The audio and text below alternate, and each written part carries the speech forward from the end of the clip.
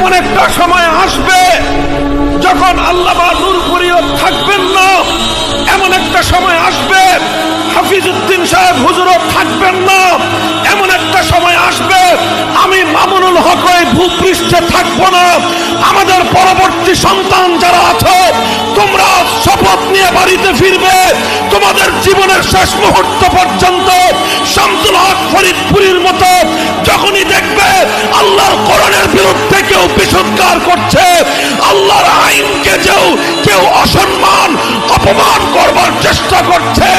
জান কোরবান দিয়ে সেই ষড়যন্ত্র রুখে দেওয়ার চেষ্টা করবে। হে বাতিল শক্তি,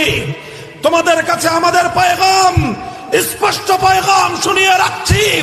আল্লাহর দ্বীনের উপর যদি কেউ আঘাত করতে চাও,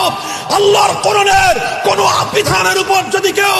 আঘাত করতে চাও, আল্লাহর নবীর ইজ্জতের উপর যদি কেউ আঘাত করতে চাও,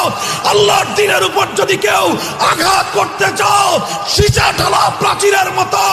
শাহাদাতের সিঁড়ি বেয়ে লক্ষ কোটি মুসলমান জীবনের রক্ত দিবে, আল্লাহর দ্বীনের এতটুকু অসম্মান বরদাস্ত করবে না।